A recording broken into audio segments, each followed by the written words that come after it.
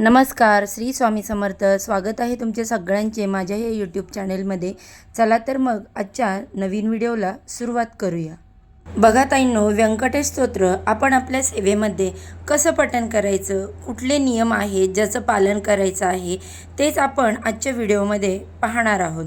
तर चला व्हिडिओला सुरुवात करूया. सगळ्यात आधी तर व्यंकटेश स्तोत्रम हे आपल्या नित्यसेवेमध्ये पठण करू शकतो. ते कसं तर बघा, जेव्हा नित्यसेवा आपण करत असतो मग त्याच्यामध्ये आपल्या कुलदेवीची सेवा येते, आपल्या महाराजांची येते. तुम्ही जे तुमच्या आराध्य दैवत आहेत, आपण रोज ज्या पद्धतीने श्रीसूक्तमचं पठण करत असतो त्याच पद्धतीने रोज व्यंकटेश स्तोत्रमचं आपल्या घरात कसं पठण करावं सुरुवात करूया श्रीसूक्तमपासून. आता बघा, श्रीसूक्तमपासून का सुरुवात करायची याचं कारण सांगते. माता लक्ष्मीला काय आवडतं तर माता लक्ष्मीला भगवान विष्णूंची सेवा आवडते.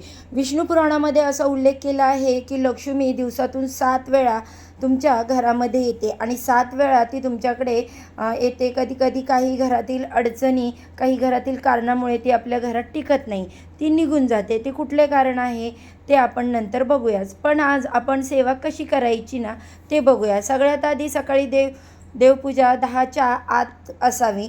खरं तर ती 9च्या आत असावी. आधीच्या काळी लोक ब्रह्ममुहूर्तावर उठून देवपूजा करायचे. 9च्या आत देवपूजा करण्याचा प्रयत्न करा. सगळ्यात आधी तर पहा, ते 5 ते 4 मध्ये देवपूजा करायची नाही. मग 12च्या आतमध्ये केली तर चालेल का? पुन्हा मी ते सांगेल की लवकरात लवकर देवपूजा करण्याचा प्रयत्न करूया. 9:30 सुद्धा खूप होतात, पण आपण संसारिक माणसं आहोत, बऱ्याच जबाबदाऱ्या आहेत, कारण घरातील लोक बाहेर गेल्याशिवाय निवांत देवपूजा करता येत नाही. मला माहिती आहे बघा ताईंनो, जोपर्यंत मुलांचे डबे, नवऱ्याचा नाश्ता होत नाही तोपर्यंत आपण देवपूजा करू शकत नाही. नाहीतर मग 4 वेळा उठून आपल्याला ते काम करावं लागतं. काही बायकांची मुलं ही 7लाच घरातून बाहेर पडतात, तर काहींची 9 वाजता पडतात. शक्यतो लवकरात लवकर देवपूजा करावी. आता ही श्रीसूक्तम आहे आणि ही काही व्यंकटेश स्तोत्रम आहे. कसं पठण करायचं? तुम्ही जेव्हा देवपूजा करता, खरं तर लक्ष्मीजी दिवसभरातून 5 ते 7 वेळा तुमच्या दारात येत असते, पण संध्याकाळची जी वेळ असते ना तर ती खरं तर म्हटलं की आपण दारं खिडक्या उघड्या ठेवतो. घरात लक्ष्मी स्तोत्रम किंवा विष्णू स्तोत्रम, कुठलंही स्तोत्र असो, ज्या देवाला तुम्ही मानता, मग तारक मंत्र आला, सगळं तुम्ही ऐकत असतात, कारण संध्याकाळ म्हटलं तर लक्ष्मी येण्याचा टाईम असतो. आता काही महिलांच्या बिचारा बघा 8-9 वाजता घरी येतात कामावरून, मग त्यांना कधी पठण करायचं? तुम्हाला सांगते, जर तुम्ही सकाळी लवकर देवपूजा तुमची होत असेल तर तेव्हा तुम्ही एकदा श्रीसूक्तमचं पठण करावं फलश्रुतीसहित. म्हणजे तुम्ही प्राकृतमध्ये म्हणा किंवा संस्कृतमध्ये म्हणा, तुमची इच्छा. अशा पद्धतीने व्यंकटेश स्तोत्रमचं पठण करायचं असतं. एकदाच पठण करायचं. तुम्ही 3 वेळा, 5 वेळा, 7 वेळा पठण करू शकता, पण आपल्याला इतका वेळ नाही. ज्या महिला घरात आहेत, ज्यांना खरंच वेळ आहे, त्यांनी आवर्जून 3 वेळा, 5 वेळा किंवा 7 वेळा श्रीसूक्तमचं पठण करावं. नाहीतर 1 वेळा केलं तरीसुद्धा चालेल. तुम्ही 1 वेळा करा, 3 वेळा करा, 5 वेळा करा श्रीसूक्तम, व्यंकटेश स्तोत्रम, फलश्रुती मात्र आवर्जून घ्यावी. फलश्रुती म्हणजे घ्यावी म्हणजे फलश्रुतीचं आवर्जून पठण करावं. आता जेव्हा तुम्ही सकाळी लवकर तुमची देवपूजा होते, अगदी 7, 7:30, 8-9 वाजतात, तेव्हा श्रीसूक्तमचं पठण करा. नाहीतर संध्याकाळी जर तुम्ही घरात असाल, दिवाबत्तीच्या वेळेला जर तुम्ही घरात येत असाल, म्हणजे 6:30, 7च्या दरम्यान, तर तुम्ही ऑफिसवरून घरी येत असाल तर तेव्हा तुम्ही 1 वेळा श्रीसूक्तमचं, 1 वेळा व्यंकटेश स्तोत्रमचं. आता बघा, श्रीसूक्तम आधी म्हणायचं, व्यंकटेश स्तोत्रम आधी म्हणायचं, लक्षात घ्या. आता लक्ष्मीला भगवान विष्णूंची सेवा प्रिय आहे. आधी व्यंकटेश स्तोत्रमचं पठण करायचं असतं आणि नंतर मग श्रीसूक्तम. आता श्रीसूक्तम आधी पठण केल्याने काही तुम्हाला लक्ष्मी पावणार नाही असं अजिबात म्हणायचं नाही, पण आधी व्यंकटेश स्तोत्राचं पठण करा. ज्याची इच्छा आहे त्यांनी श्रीसूक्तमचं पठण करावं, त्यांनी ते पठण करू शकतात, जी त्यांची इच्छा असेल. पण आता खरं तर बघा, व्यंकटेश स्तोत्र आधी पठण करायचं असतं, पण अगेन तुमची इच्छा, तुम्हाला वाटलं तर तुम्ही तसं करू शकता. बघा, श्रीसूक्त आणि व्यंकटेश स्तोत्र माता लक्ष्मीला का प्रिय आहेत? भगवान विष्णूंची सेवा प्रिय आहे म्हणून 1 वेळ व्यंकटेश स्तोत्राचं पठण करायचं असतं. त्याचबरोबर श्रीसूक्तम पठण करायचं असतं. आता श्रीसूक्तम पठण रोज नित्यनियमाने तुमच्या घरात झालं किंवा कणकधारा स्तोत्र तुम्ही पठण करू शकता, श्रवण करू शकता, कारण ते संस्कृतमध्ये. त्याचबरोबर महालक्ष्मी अष्टकम हे तिन्ही स्तोत्र त्यांच्याच बरोबरीने व्यंकटेश स्तोत्र हे जेव्हा तुम्ही तुमच्या नित्यसेवेमध्ये नेहमी करता, तेव्हा गुरूंच्या सेवेमध्ये काहीही सेवा पूर्ण होत नाही. गुरूंचं बळ असलं, गुरूंची कृपा आपल्यावर असली, खूप महत्त्वाचं असतं ते. आपल्या बहुतेक वलय म्हणजेच कवच असतं ते. थोडक्यात सांगायचं तर 3 अध्याय नेहमी क्रमशः असतात आणि ते करतात. महिला बिचाऱ्या जीवाचं रान करून प्रवास करत असतात.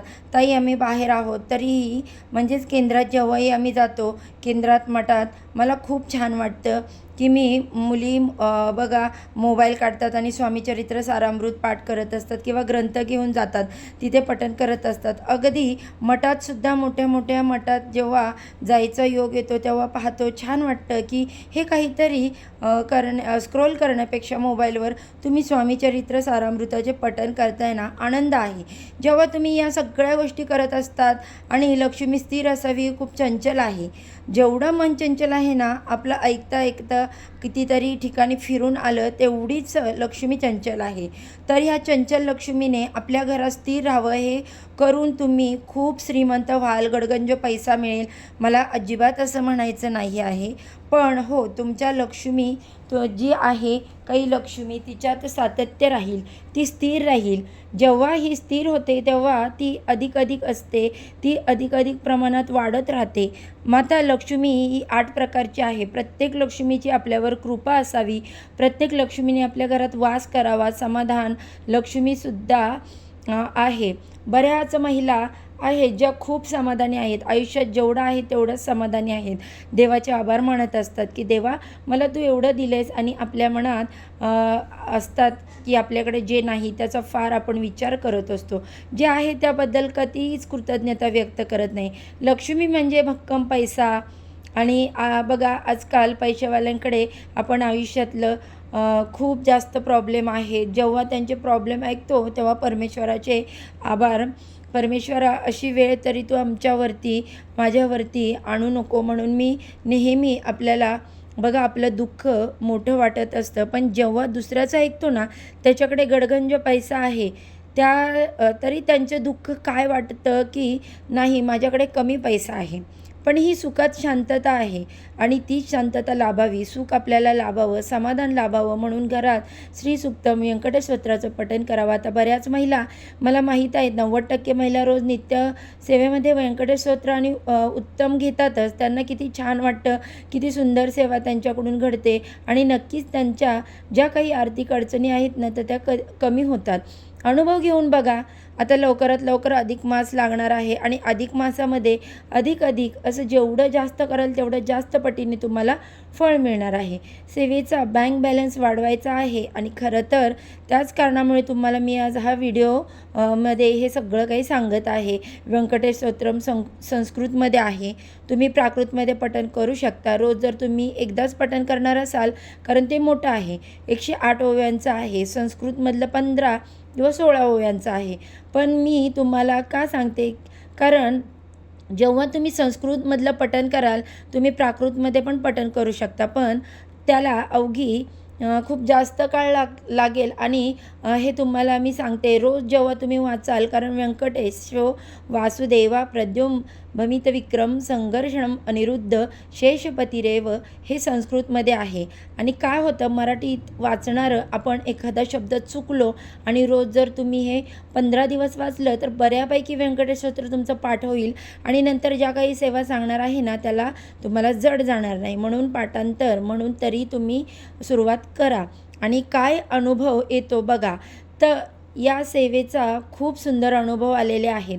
प्रत्येकाच्या अडचणी कमी झालेल्या आहेत. आपलं मनोबल वाढत असलं, आपली विचार करण्याची क्षमता वाढत असते. काहीतरी निगेटिव्हिटी थॉट्स जेव्हा येतात, जेव्हा आपण स्तोत्र पठण करत असतो, आपला ऑरा क्लिअर होतो. जी निगेटिव्हिटी आहे ती कमी होते. आपण जेव्हा चांगला विचार करत असतो, आपल्याला बघा आपण करत असतो जेव्हा नक्कीच चांगलं आपलं घडत असतं. म्हणून लवकरच अधिक मास सुरू होणार आहे आणि त्याचं औचित्य साधून जास्तीत जास्त करण्याचा प्रयत्न करा. ठीक आहे. तर आजच्यासाठी फक्त इतकंच झालेली सेवा स्वामी महाराजांच्या चरणी मी रुजू करते आणि इथेच आजचा हा व्हिडिओ आहे तो एंड करते. तुम्हाला जर व्हिडिओ आवडला तर जाता जाता नक्की एक लाईक करा. मी व्हिडिओमध्ये सांगितलेली माहिती महत्त्वपूर्ण वाटत असेल तर चॅनेलला सबस्क्राईब करा. बाय. सर्वांना श्री स्वामी समर्थ.